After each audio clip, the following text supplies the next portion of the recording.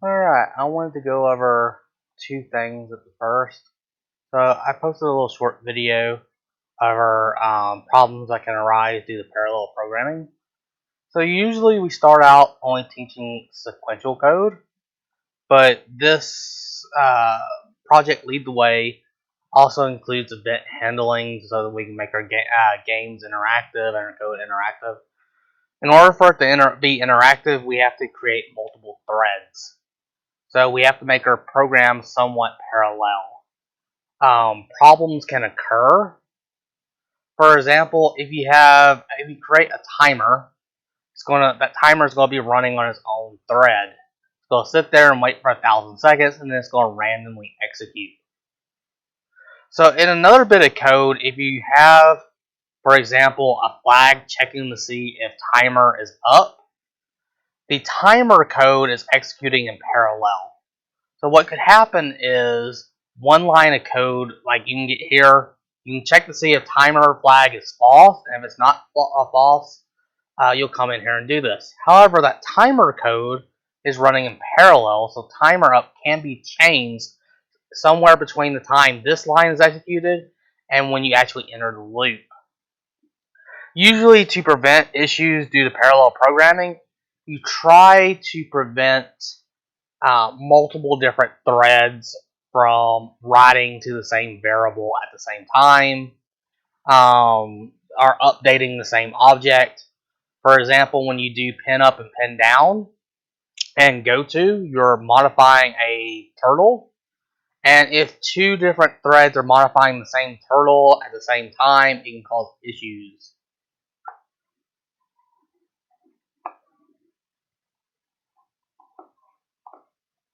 This arose when I was testing one of y'all's code. What happened was when I was testing, this congratulations you made it to the leaderboard was programmed to use this turtle that you've been clicking. So what you did was hide the turtle and have the turtle move over to the center to display this message. However, the other clicking method also had the turtle return back to the center of the screen and did pin up and pin down. And what happened was, I think it's a rare glitch.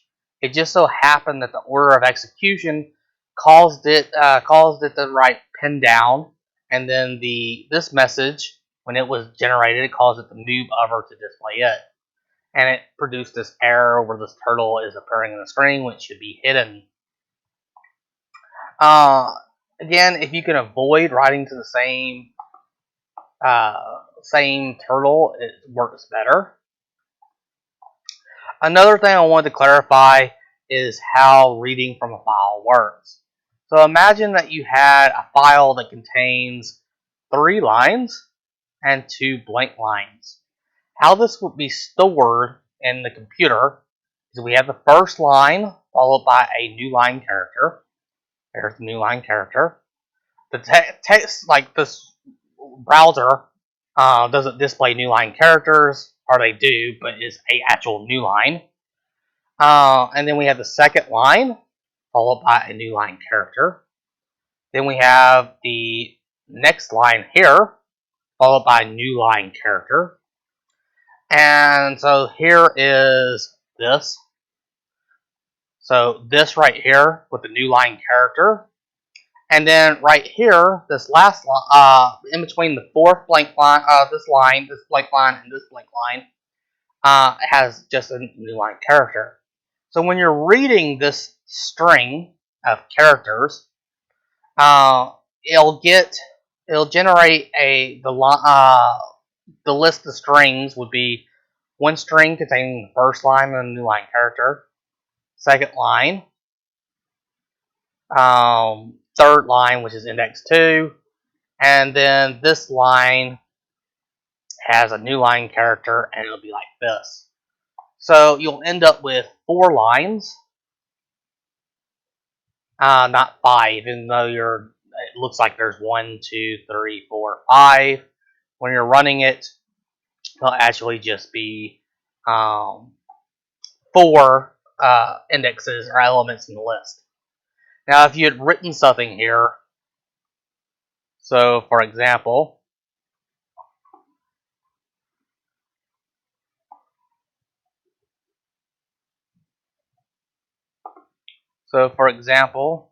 if this was your file, let me just indicate it. So this, in between these two lines, were just your file. What would be generated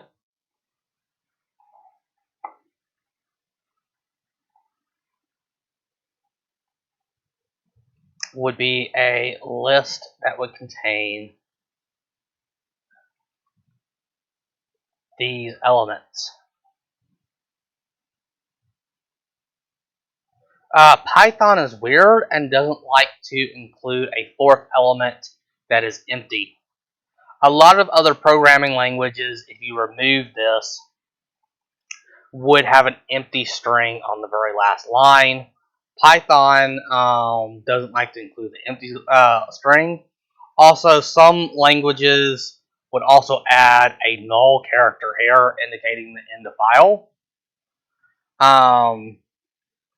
But we don't have that in Python. Some programming languages can also put the end of line right here. Again, you just have to understand how Python or whatever language you're using is dealing with reading files. So let's continue today.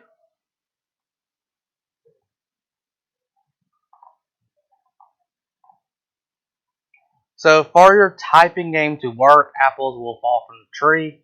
Also earlier, I'm going to go back on this. It's up to you. I'll show you here in a second. So for your typing game, let's see, where was it? So I said you should do the harder one and draw the letter on the middle of your apple before it drops. To indicate, or you can do the easier one to where it just displays it at the top of the screen. I'm going to let y'all choose to do either one y'all want. You can either put it on top of the apple, or you can put it on top of the screen. It doesn't matter. It's up to however you want to design it.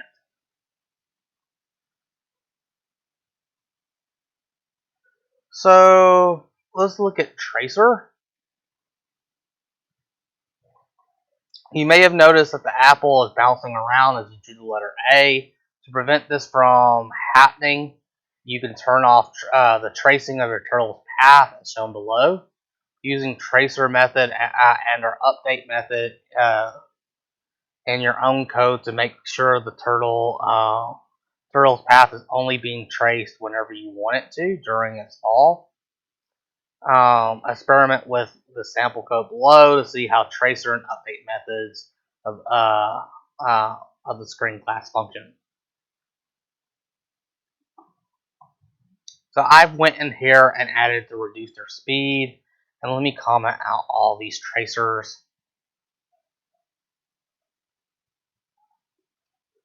And let's run the code. So I'll reduce the speed so you can actually see it being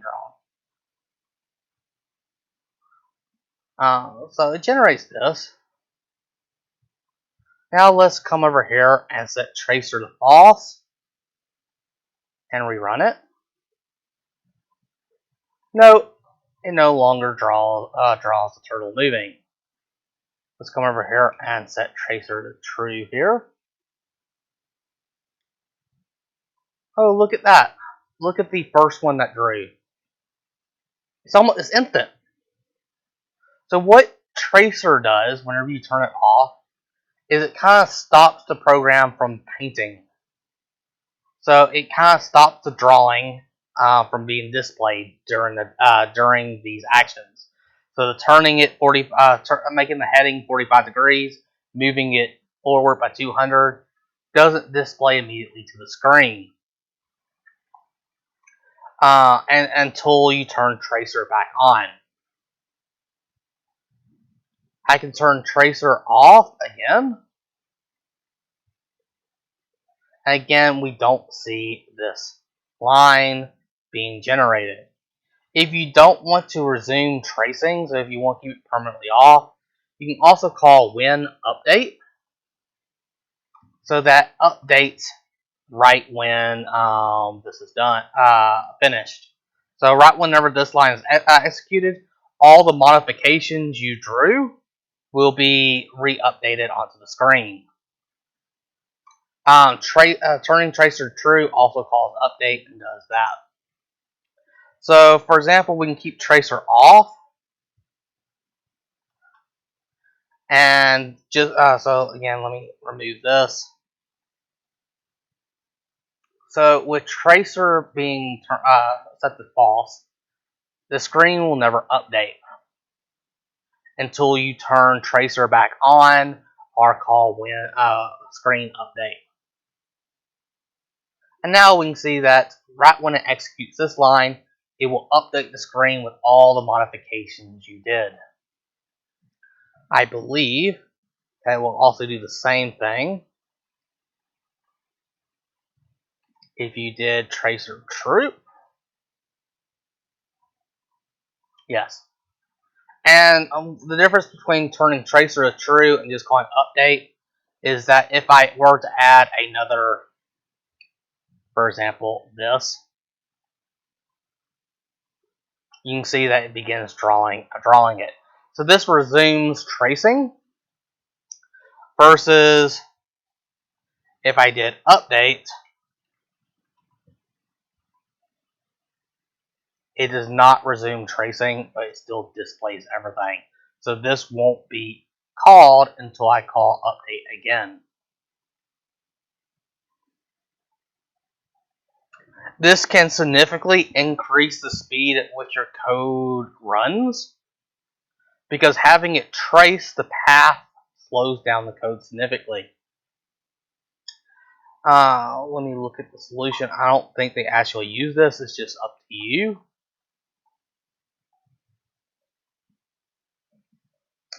Actually, in both solutions, they do this. So they turn tracer the true whenever it's falling down to the ground.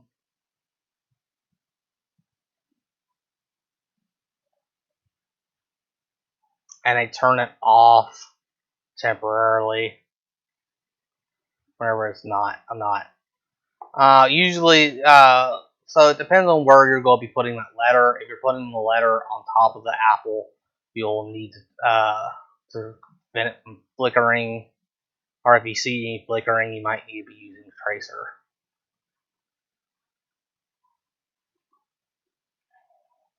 Alright. So for the remainder of this project, or this activity, you're basically, I'm going to let y'all decide how you want to go about doing it. I'm going to let y'all work on it by yourselves. So it does provide two pathways. So here is pseudocode, kind of, not really pseudocode, but a list of instructions if you want to correlate apples to letters. To me, this one makes more sense. You could also not correlate apples to letters. This might be easier, I think. I'm not for sure. I haven't looked at it in detail. But as it says here, at this point in the program, you've been making small changes. For the rest of this activity, you will work on larger portions on your own. This will require you to plan in advance and iterate on your design if it does not work for the first time. So if you're having trouble, ask for help. Have me look over the code, see what you're doing. But for the most part, what you need to be doing is coming up with a plan on how you want your code to work. Again, the whole purpose of this code, the entire objective, is to create a game where the user can control behavior from the keyboard. What we're going to be having is apples drop, and you have to press a letter before it hits the ground. So I'm going to run two versions of the program to give y'all examples. So here's a simple case.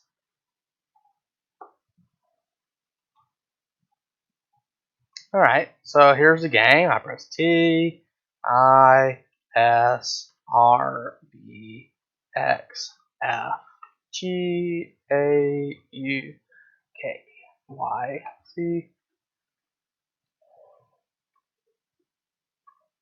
So this is very simple version of the game. You just press a letter and it causes the apple to drop down.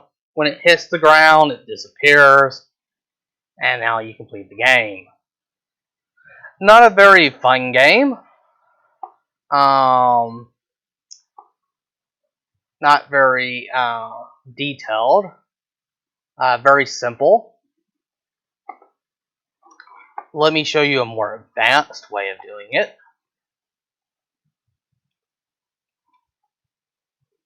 So here's an advanced way of playing.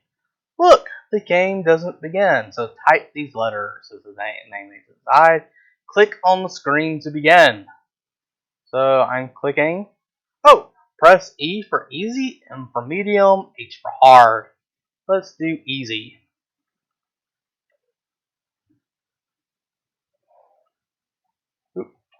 So here I have to randomly press as they pair up, and it leaves behind again. It's up to you how you want to play.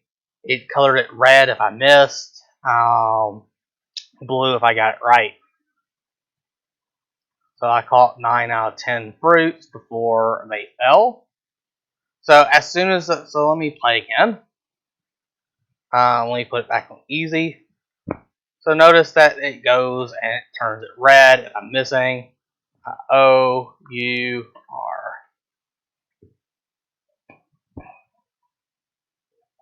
R. This accuracy is weird because how they calculate accuracy in this code, I would have done it differently. Because technically I got less than 60%. It's calculating the fact that I got 6 fruits out of 7 presses. That's not the correct way of calculating accuracy. Very crude. I would have said that if my so 6 out of 7 presses is done, I would have checked to see if this, also if I caught all the fruits, I would have put my accuracy to be like 60%. Or if I got them all, then it would be based on how many presses I made to get them all. So that's 2 different ways of doing it. Again, it's entirely up to you how detailed it wants. If you want that very simple case, I will allow it.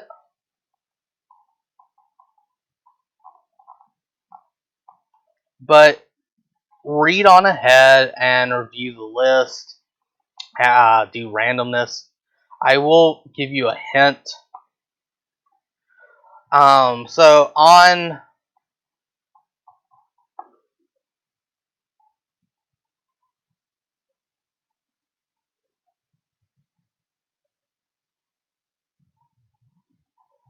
so when you do on key press, it accepts a function that does not have no parameters. And this on press requires a letter. So yes, you're going to have to duplicate a lot of code. You'll have to make a function for B. And come over here and make another function.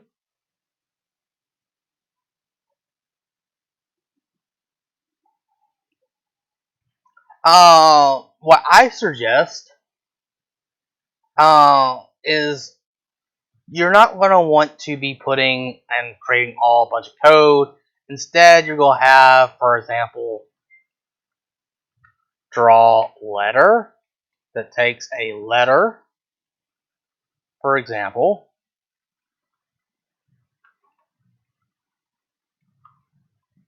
Oh my goodness. I hate when that happens.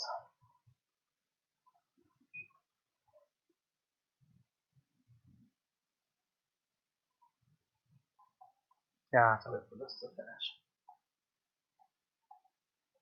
But I would have, so when you copy and paste for every letter, something unique. I would also have probably a list of letters. You're going to be wanting to create an array of, for example, turtles, maybe. Again, it's entirely up to you how you want to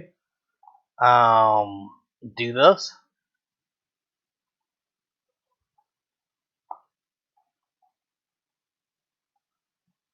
So one set of code has multiple apples, and then you have to press a letter that correlates to each apple.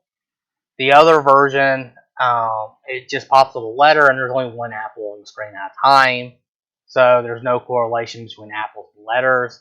Here, you would have to maintain a list of apples and letters. So whenever you press, you would in these functions.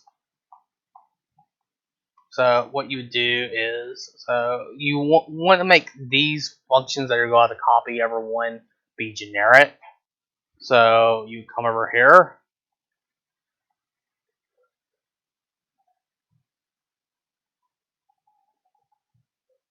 and have it somehow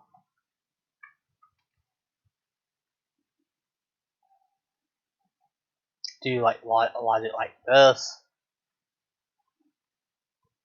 So now it's just literally changing when you copy and paste this and this. The main code is written in another function.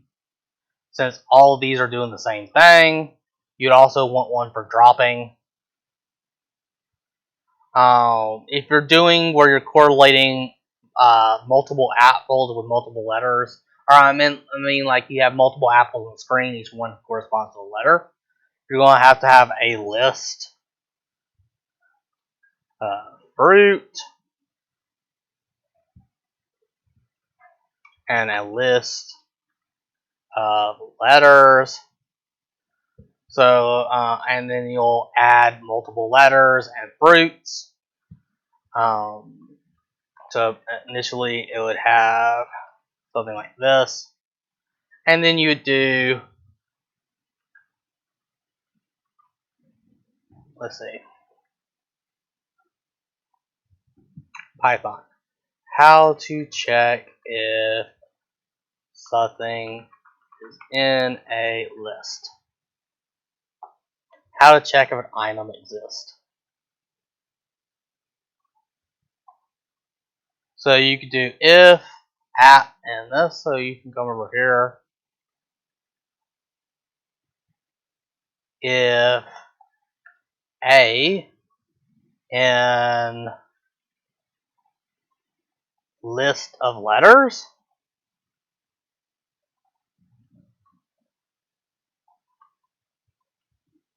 So if A is in the list of letters, then drop apple and pass in A. And then you would have a function, drop apple, that takes a letter.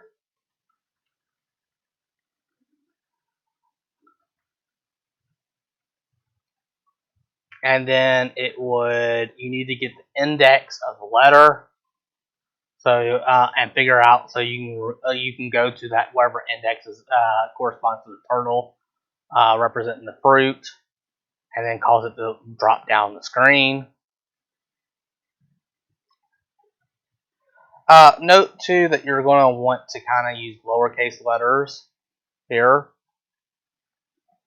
I've been using a mix, so it could be like lowercase b. The name of the function doesn't really matter. But do note that when you do on key press, a capital A is different than a lowercase a. Here on the on key press, it's better to be looking for lowercase letters so that you don't have to press and hold shift when playing.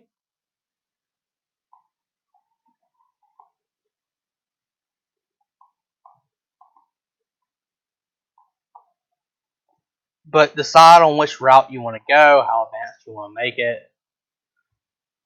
It's entirely up to you.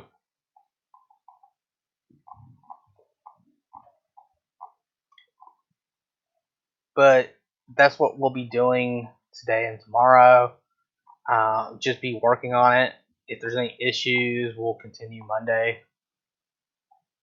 This was supposed to take only 3 days to complete this lesson, but I'll extend it if there needs to be anything. But tomorrow there probably won't be a video unless y'all have questions.